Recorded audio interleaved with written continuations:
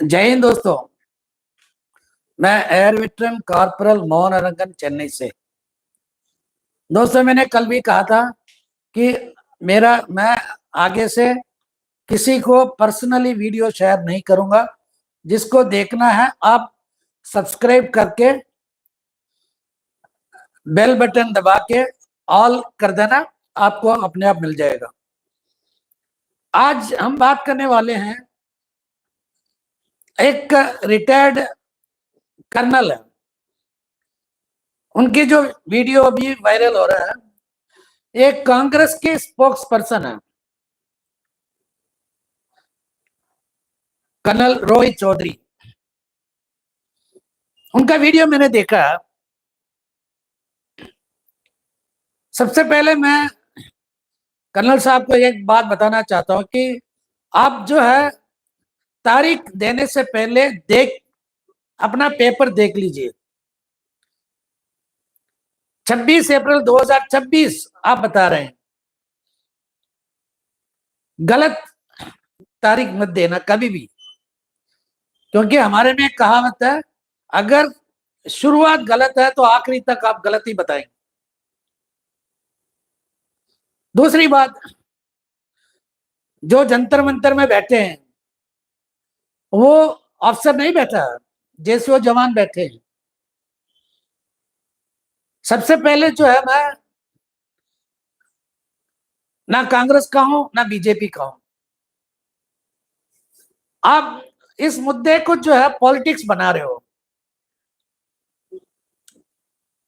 आपको याद होगा कि मैडम सोनिया गांधी ने पहले ही बताया था, आज से 20 साल पहले, वार वोपी नामुमकिन। मेरे ख्याल से 2002 या 3 की बात है ये। हम नहीं दे सकते हैं।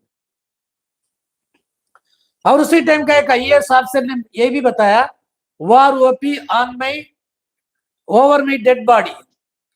आपको ये सब पता होगा कि नहीं है? आपको मालूम नहीं होगा। दोस्तों, आज ये वन रैंक वन पेंशन का जो मुद्दा इतना बड़ा क्यों हो रहा है? हर पार्टी अपने फायदा के लिए तोड़ मोड़ की बात क्यों कर रहे हैं? लेकिन ए टू जेड, चाहे वो मतलब कांग्रेस हो या हमारे माननीय प्राइम मिनिस्टर हो, यहां तक कि हमारे राष्ट्रपति जी, उन्होंने भी झूठी कहा। कोई सच नहीं बता रहे, कोई सच नहीं बता रहे। सब अपने अपने आंकड़े दिखाई दे रहे हैं, अपने अपने आंकड़े दे रहे हैं। कैलकुलेशन किसी को करना नहीं आता, जो लिख के दे दिया वो पढ़ के सुनाते हैं। सबसे पहले हम रिटायर्ड कर्नल का जो है बात के ऊपर गौर करेंगे। आपने जो कहा है कि कांग्रेस सरकार ने वार ओपी का वादा किया। सबसे पहले जो कांग्रेस गवर्नमेंट ने 2006 में जो गलतियां किया था, उसके वजह से जो फौजी को नुकसान हुआ, वो कौन पूरा करेगा? 50% बेसिक पेंशन तो दिया ही नहीं अपने फौजियों को, जो 2006 से पहले रिटायर हुआ था। और आप ही के जो पार्टी का एक स्पोक्स पर्सन, वो कहता है कि कांग्रेस गवर्नमेंट ने 2006, 2009, 2012 3 बार वन रैंक वन पेंशन दिया। आपको शर्म नहीं आता ऐसे बात करने में? आपने जो 2012 में जो दिया उससे ज्यादा है हमारे 50% पेंशन जो 2006 से देना था। इसके बारे में आप लोगों को है ना, ये नहीं है। अगर आपको इसके बारे में अगर ज्ञान होता, कभी इसके बारे में आप बात ही नहीं करते। जितने लोगों ने बात किया कांग्रेस पार्टी की तरफ से, सारे के सारे झूठ झूठ। मैं ये भी नहीं बताऊंगा झूठ। उनको इसके बारे में कोई ज्ञान नहीं है, इसलिए अपनी मर्जी से जो भी उसके मुंह में आ गया बता दिया। आपको ये बात करना था कि जो 2014 में जो 500 करोड़ फिर उसके बाद जो 1000 करोड़ का जो इंटरिम बजट में जो लागू किया था, उसके बारे में आपको किस तरह पेश करना है ये भी नहीं मालूम है ना।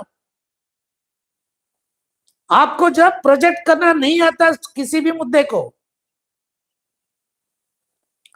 इसीलिए तो आपका प्रॉब्लम हो गया। आप गलत इंफॉर्मेशन देने में आप तुले हुए अभी, लेकिन आपको सही जानकारी उसी टाइम देना था। आपके जो है श्री राहुल गांधी जी जो कहते हैं कि 1 रैंक 1 पेंशन में अफसर का हक नहीं है, इसके बारे में आप क्यों नहीं बात कर रहे हो? आप OROP 1 में खर्चा इतना ज्यादा कैसे हुआ, इसके बारे में आप बात क्यों नहीं करते हैं? हम तो यही कह रहे हैं ना कि जो भी खर्चा हुआ OROP में या अफसर की वजह से हुआ, लेकिन आप कभी बात ही नहीं करते हैं। लेकिन आपके जो कांग्रेस प्रेसिडेंट, मतलब आपके जो कांग्रेस नेता जो है श्री राहुल गांधी जी बता रहे हैं। कर्नल साहब, आपको जो है ना, जब भी जब आप बात करते हैं सोच समझ के आप बात किया कीजिए। ECHS जब लागू किया था उस टाइम आपको नहीं मालूम था कि सबको बराबर 100 रुपए कट रहा था? वहां पे मतलब भेदभाव क्यों किया, इसके बारे में तो आप कभी बात ही नहीं करते। आप कभी सहायक बच्चा के बारे में बात किया? बात ही नहीं किया आपने। जो डिसेबिलिटी का जो है 2006 तक जो फार्मूला था, फिर उसके बाद जब उसको जो चेंज किसके कौन से पीरियड में चेंज हुआ था, इसके बारे में आप कभी बात ही नहीं किया। ऐसे बहुत सारी बात है जो जिसके बारे में आपने बात नहीं किया।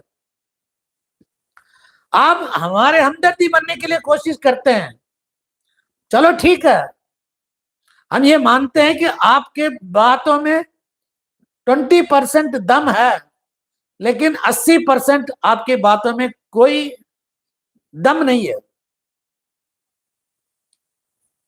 क्योंकि आपने जो जो भी चीज नहीं दिया है 2006 से लेके 2014 तक, ये सुप्रीम कोर्ट के आदेश आने के बाद सिविलियन के लिए हमें मिला था। ये बोझ बीजेपी सरकार के ऊपर आपने थोपा, आपकी वजह से। जो भी आदमी है ना पेंशन के काम जो करते हैं अकाउंटिंग का, उनको मालूम है उस टाइम कितनी 1000 करोड़ गवर्नमेंट के सिर पे आया। इसके बारे में बीजेपी के कोई भी बात नहीं करेगा, क्योंकि जितना आपका दिमाग है उतना ही उनका भी है। खैर कोई बात नहीं, अब कांग्रेस का हो गया, अभी बीजेपी के बारे में हम बात करते हैं। 2014 से लेके जो बीजेपी ने OROP का जो मुद्दा उठाया था, सरकार ने अपने आप नहीं दिया था, सुप्रीम कोर्ट बीच में आ गया था और बिहार के इलेक्शन आ गए थे बीच में। इन दोनों कारण की वजह से जो है OROP मजबूरन देना पड़ा गवर्नमेंट को, नहीं तो OROP कभी नहीं मिलता। हमारे स्वर्गीय जो अरुण जेटली जी ने ओपनली कहा था, हमने जो भी वादा किया है इलेक्शन के लिए हम 100 बात कहेंगे। ये जरूरी नहीं है कि मतलब सारे मुद्दा हल करना, उन्होंने ओपनली कहा था ये। लेकिन ये इलेक्शन और सुप्रीम कोर्ट की वजह से मनोहर पर्रिकर जी, स्वर्गीय मनोहर पर्रिकर जी जो गोवा के चीफ मिनिस्टर थे, उनको लेके आया अरुण जेटली की जगह पे श्री मनोहर पर्रिकर जी को बिठा के OROP का कैलकुलेशन शुरू हुआ। और उसके बाद जब OROP का कैलकुलेशन में गड़बड़ हुआ था तो सबका सैनिक संघर्ष committee, voice of ex serviceman और ADC, ये तीनों अंदर आ गए थे। फिर उसके बाद दोबारा एक और चार्ट बनाया था, इसके बारे में किसी को मालूम नहीं है।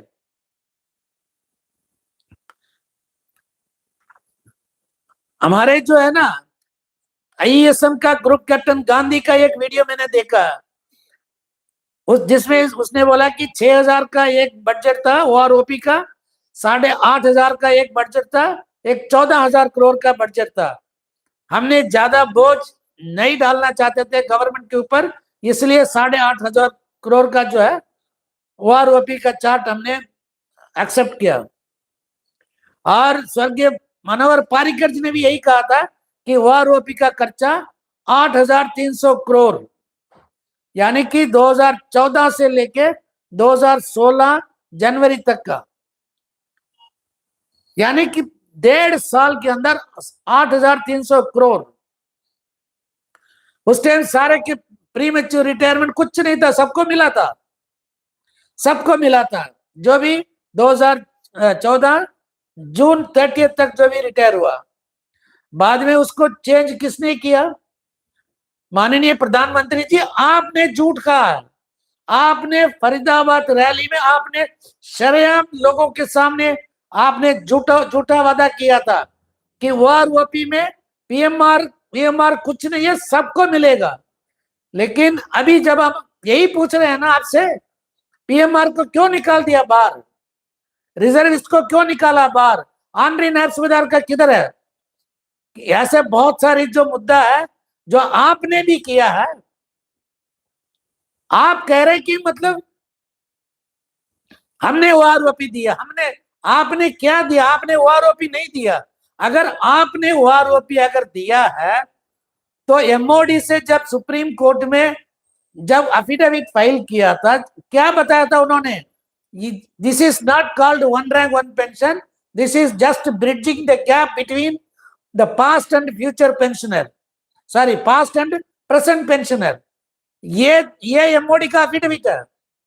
तो ओआरओपी कहां आ गया बीच में? अगर ये वन रैंक वन पेंशन है तो ऑनरी नायक जो 1 रुपया कम लेता था नायक से, उसको सिपाही किसने बनाया? कौन सी सिविलियन जो बाबू है उसको ये मतलब पावर दिया था? एक ऑनरी नायक का जो है पेंशन 1 रुपया कम होना चाहिए पेंशन रेगुलेशन एक्ट के हिसाब से, उसको सिपाही किसने बनाया? एक ऑनरी हवलदार जो 1 रुपया कम लेता था हवलदार से, उसको नायक किसने बनाया? जो ऑनरी नायब सूबेदार है, जिसका पेंशन होना चाहिए 20% हवलदार से ऊपर होना चाहिए, उसको नहीं दिया। ये कानून किसने बनाया? ऐसे बहुत सारी गलतियां हैं 2014 में, सारे गलतियां आपने किया। फिर उसके बाद दोबारा कोर्ट केस, ऐसे करते करते जो 2019 में जो देना था वो 2023 में आपने दिया, उसमें फिर से सारे गपलाबाजी। ये किस तरह हुआ है?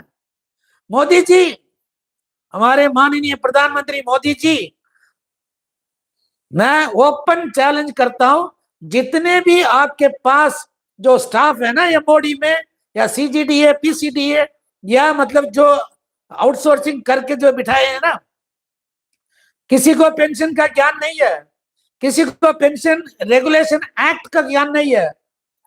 बस उन लोगों ने ऐसे ही जैसे मंदिर में प्रसाद बांटते हैं ना, वैसे प्रसाद बांटा है। ऑफिसर को 32% से लेकर 34% ऑफिसर्स को कैसे ज्यादा मिला, और जवानों को सिर्फ 8%, 6% से ज्यादा नहीं मिला? क्यों? आप इसके बारे में कभी ध्यान दिया? आपके पास तो बस मंदिर उद्घाटन और क्या बोलते हैं ब्रिजेस उद्घाटन, फिर उसके बाद हर जगह आप इसी रहते हैं। हमारे दर्द के बारे में आपको क्या मालूम है? लेकिन जब भी इलेक्शन आता है, जब भी त्योहार आता है, आपको फौजी का ध्यान आता है। दोस्तों, मैं इससे ज्यादा बात नहीं करना चाहता हूं। चाहे वो बीजेपी हो या कांग्रेस हो, दोनों की दोनों एक तालाब के जो है ना गंदी मच्छी हैं। जो हमारे साथ नहीं है, हम उनके साथ नहीं है। 2024 में हर एक फौजी और उनके परिवार जो सर्विस में है, सब ये तय कर लो कि हम इनको वोट नहीं देंगे। भले हम किसी और को देंगे, लेकिन इस पार्टी को नहीं देंगे जिसने हमारे साथ धोखा किया। ये आप लोग अपने मन में रख के आप वोट देना। जय हिंद, वंदे मातरम, भारत माता की जय।